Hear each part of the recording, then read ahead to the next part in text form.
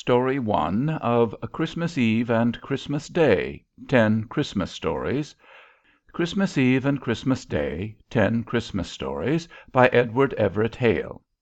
Story 1, They Saw a Great Light. Chapter 1, Another Generation. Here he comes! Here he comes! He was the post rider, an institution now almost of the past. He rode by the house and threw off a copy of the Boston Gazette.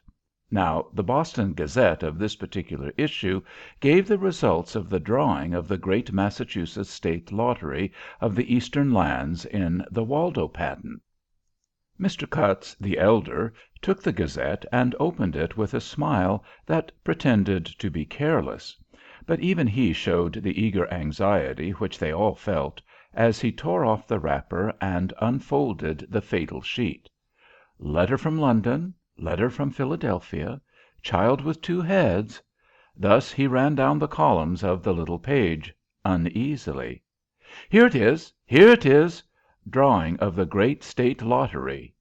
In the presence of the Honorable Treasurer of the Commonwealth and their Honors the Commissioners of the Honorable Council, was drawn yesterday at the State House the first distribution of numbers. Here are the numbers. First combination 375-1. Second 421-7. Third 591-6. Fourth 594-1. Fifth, and here Mr. Cutts started off his feet, fifth 219-7. Sybil, my darling, it is so. 219-7. See, dear child, 219-7, 219-7. Oh, my God, to think it should come so.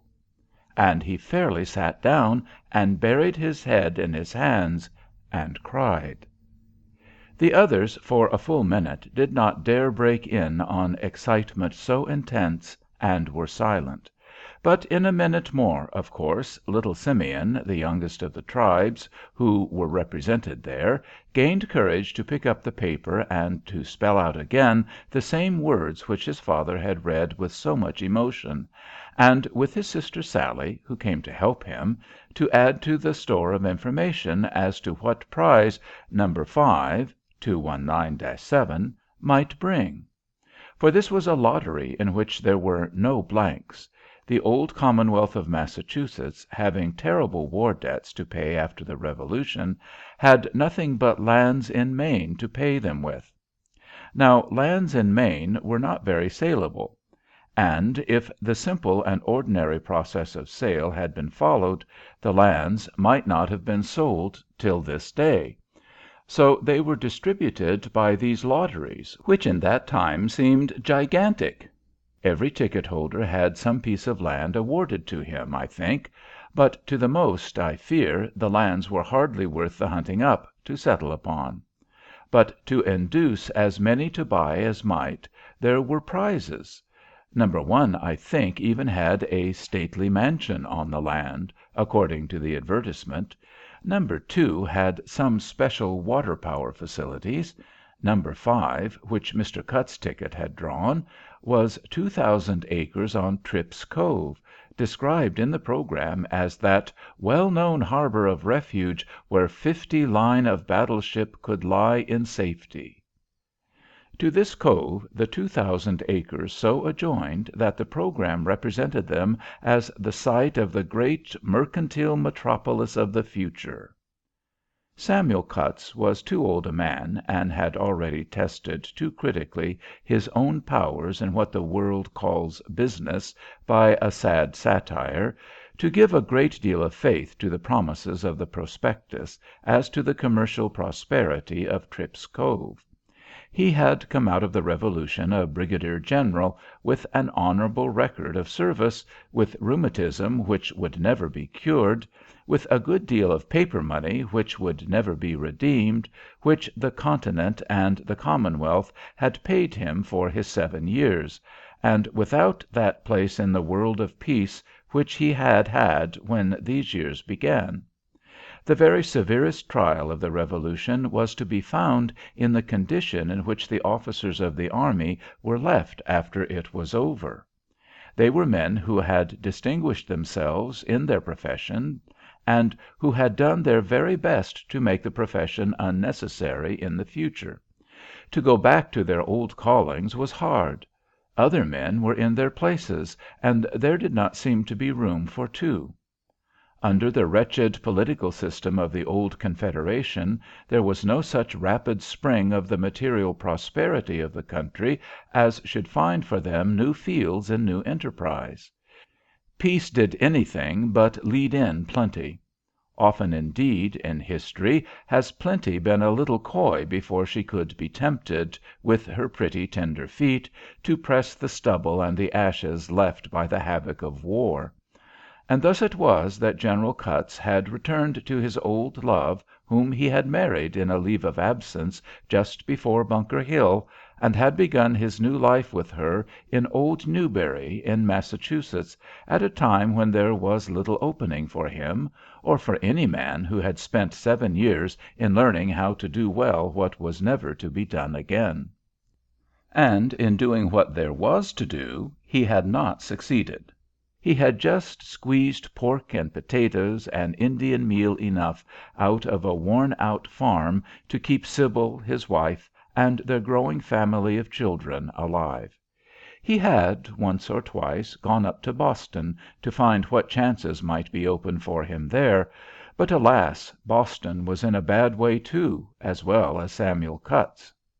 Once he had joined some old companions who had gone out to the Western Reserve in northern Ohio to see what opening might be there, but the outlook seemed unfavorable for carrying so far overland a delicate woman and 6 little children into a wilderness. If he could have scraped together a little money, he said, he would buy a share in one of the ships he saw rotting in Boston or Salem, and try some foreign adventure. But alas, the ships would not have been rotting had it been easy for any man to scrape together a little money to buy them. And so, year in and year out, Samuel Cutts and his wife dressed the children more and more plainly, bought less sugar and more molasses, brought down the family diet more strictly to pork and beans, pea soup, hasty pudding, and rye and Indian, and Samuel Cutts looked more and more sadly on the prospect before these boys and girls, and the life for which he was training them. Do not think that he was a profligate, my dear cousin Eunice, because he had bought a lottery ticket. Please to observe that to buy lottery tickets was represented to be as much the duty of all good citizens as it was proved to be, 11 years ago, your duty to make havelocks and to knit stockings. Samuel Cutts, in the outset, had bought his lottery ticket only to encourage the others, and to do his honorable share in paying the war debt. Then, I must confess, he had thought more of the ticket than he had supposed he would. The children had made a romance about it, what they would do and what they would not do if they drew the first prize. Samuel Cutts and Sybil Cutts themselves had got drawn into the interest of the children, and many was the night when they had sat up, without any light but that of a pine torch, planning out the details of the little colony they would form at the eastward, if only one of the 10 great prizes should by any marvel fall to him. And now Tripp's Cove, which perhaps he had thought of as much as he had thought of any of the 10, had fallen to him. This was the reason why he showed so much emotion, and why he could hardly speak, when he read the numbers. It was because that had come to him which represented so completely what he wanted, and yet which he had not even dared to pray for. It was so much more than he expected. It was the dream of years, indeed, made true. For Samuel Cutts had proved to himself that he was a good leader of men. He knew he was, and many men knew it who had followed him under Carolina suns and in the snows of Valley Forge. Samuel Cutts knew, equally well, that he was not a good maker of money, nor creator of pork and potatoes. 6 years of farming in the valley of the Merrimack had proved that to him, if he had never learned it before. Samuel Cutts's dream had been, when he went away to explore the Western Reserve, that he would like to bring together some of the best line officers and some of the best privates of the old Fighting 27th, and take them, with his old Providence skill, which had served them so well upon so many camping grounds, to some region where they could stand by each other again as they had stood by each other before, and where sky and earth would yield them more than sky and earth have yet yielded any man in eastern Massachusetts. Well, as I said, the Western Reserve did not seem to be the place. After all, the Fighting 27th were not skilled in the tilling of the land. They furnished their quota when the boats were to be drawn through the ice of the Delaware to assist in Rall's Christmas party at Trenton.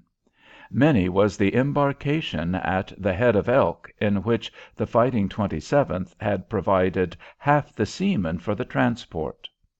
It was the Fighting 27th who cut out the Princess Charlotte cutter in Edisto Bay, but the Fighting 27th had never, so far as any one knew, beaten one sword into one plowshare, nor one spear into one pruning hook.